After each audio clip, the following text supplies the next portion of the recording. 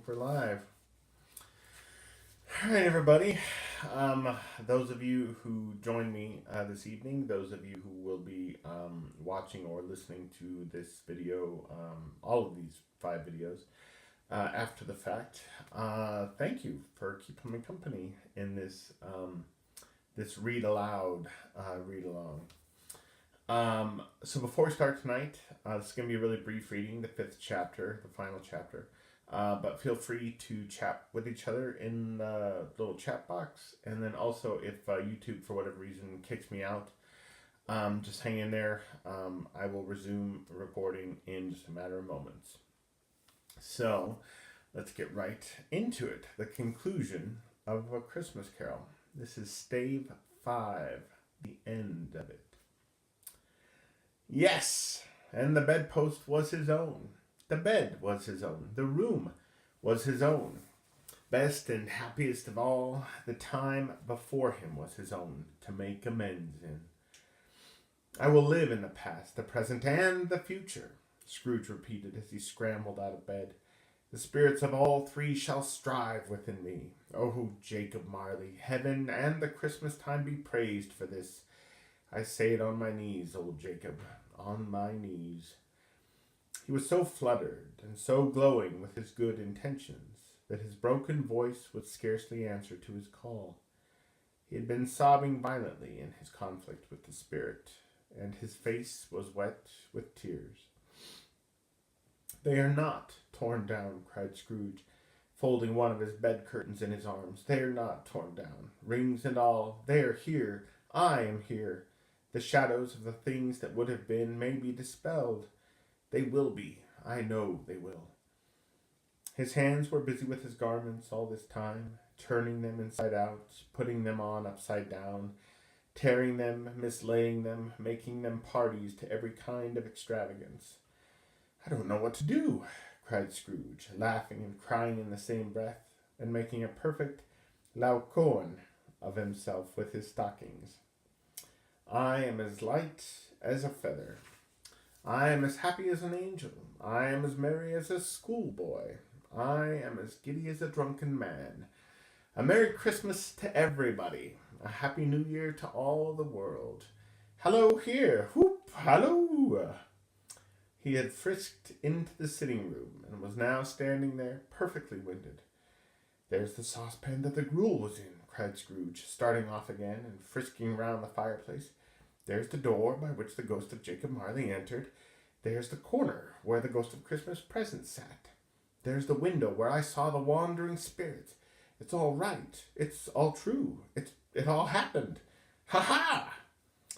Really, for a man who had been out of practice for so many years, it was a splendid laugh, a most illustrious laugh, the father of a long, long line of brilliant laughs.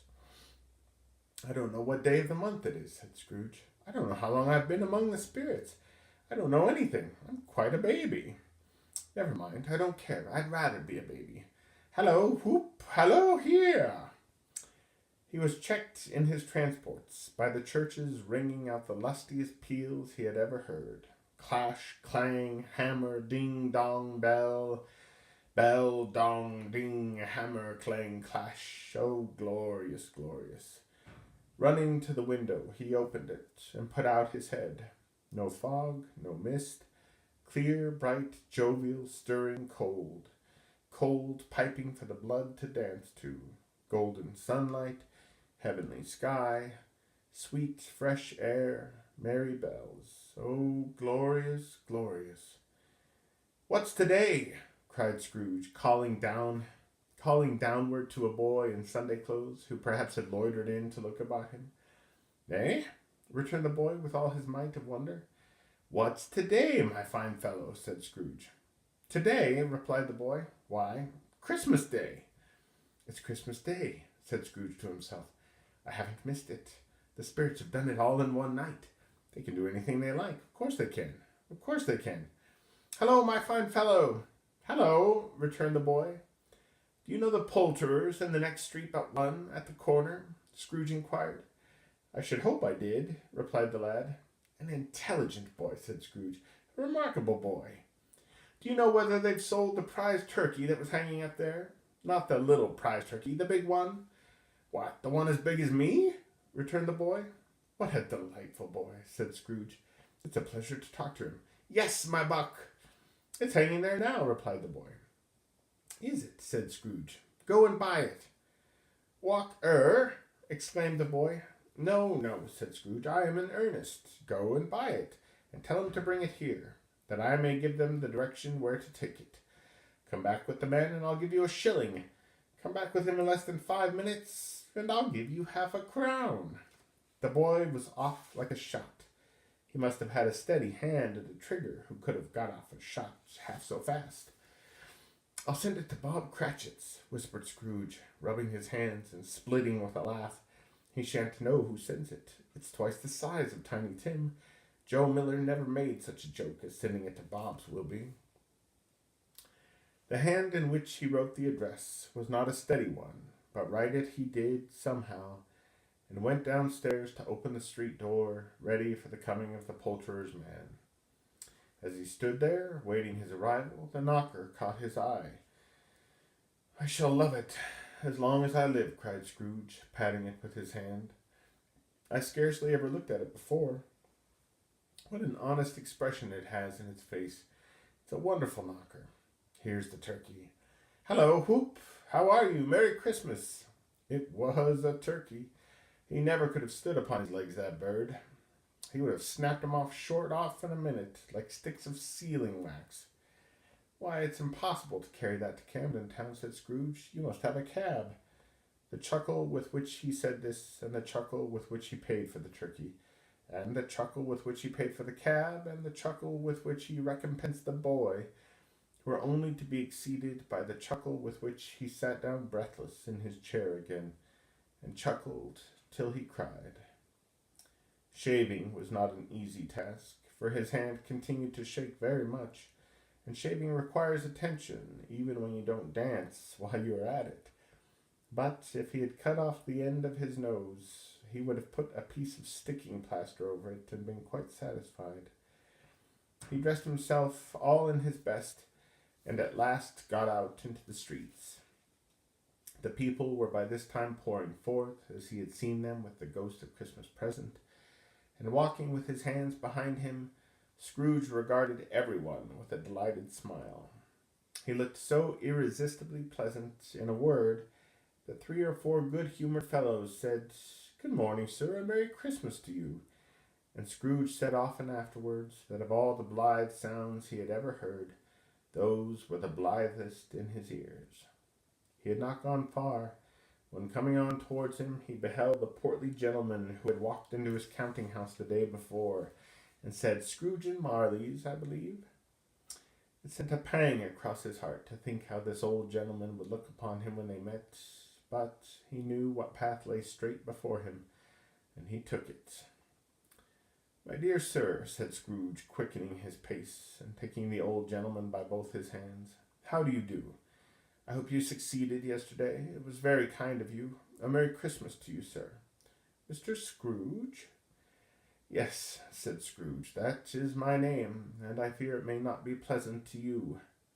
Allow me to ask your pardon. And will you have the goodness, here Scrooge whispered in his ear. Lord bless me, cried the gentleman, as if his breath were gone.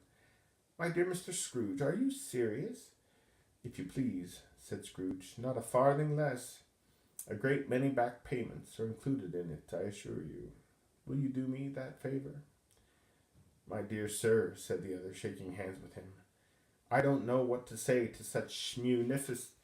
Don't say anything, please, retorted Scrooge. Come and see me. Will you come and see me?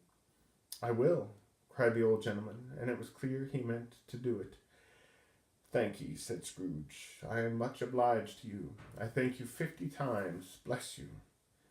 He went to church, and walked about the streets, and watched the people hurrying to and fro, and patted children on the head, and questioned beggars, and looked down into the kitchens of houses, and up to the windows, and found that everything could yield him pleasure.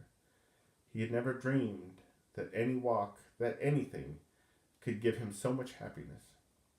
In the afternoon, He turned his steps towards his nephew's house. He passed the door a dozen times before he had the courage to go up and knock, but he made a dash and did it. "Is your master at home, my dear?" said Scrooge to the girl. "Nice girl, very." "Yes, sir." "Where is he, my love?" said Scrooge. "He's in the dining room, sir, along with mistress. I'll show you upstairs, if you please." "Thank ye. He knows me," said Scrooge, with his hand already on the dining room lock. "I'll go in here, my dear." He turned it gently and sidled his face in round the door. They were looking at the table, which was spread out in great array, for these young housekeepers are always nervous on such points and like to see that everything is right. "Fred," said Scrooge. Dear heart alive, how his niece by marriage started. Scrooge had forgotten for the moment about her sitting in the corner with the footstool, or he wouldn't have done it on any account. "Why, bless my soul!" cried Fred. "Who's that?" "It's I, your Uncle Scrooge. I have come to dinner. Will you let me in, Fred?" Let him in? It is a mercy he didn't shake his arm off. He was at home in 5 minutes. Nothing could be heartier. His niece looked just the same. So did Topper when he came. So did the plump sister when she came. So did everyone when they came. Wonderful party, wonderful games, wonderful unanimity, wonderful happiness. But he was early at the office next morning. Oh, he was early there. If he could only be there first and catch Bob Cratchit coming late. That was the thing he had set his heart upon. And he did it. Yes, he did. The clock struck 9. No Bob. 1/4 past. No Bob. He was full 18 minutes and a half behind his time. Scrooge sat with his door wide open, that he might see him come into the tank. His hat was off before he opened the door. His comforter, too. He was on his stool in a jiffy, driving away with his pen as if he were trying to overtake 9 o'clock. "Hello!" growled Scrooge, in his accustomed voice as near as he could feign it. "What do you mean by coming here at this time of day?" "I'm very sorry, sir," said Bob. "I am behind my time." "You are?" repeated Scrooge.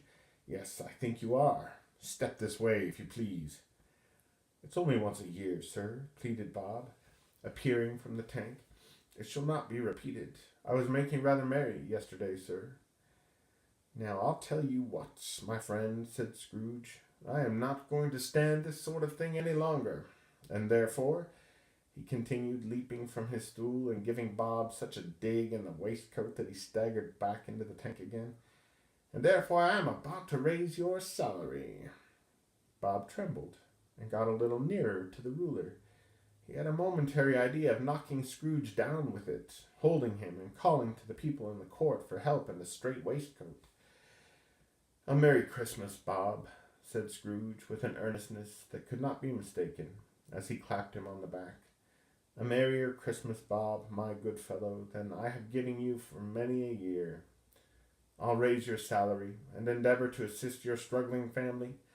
We will discuss your affairs this very afternoon over a Christmas bowl of smoking bishop, Bob. Make up the fires and buy another coal scuttle before you dot another I, Bob Cratchit." Scrooge was better than his word. He did it all, and infinitely more.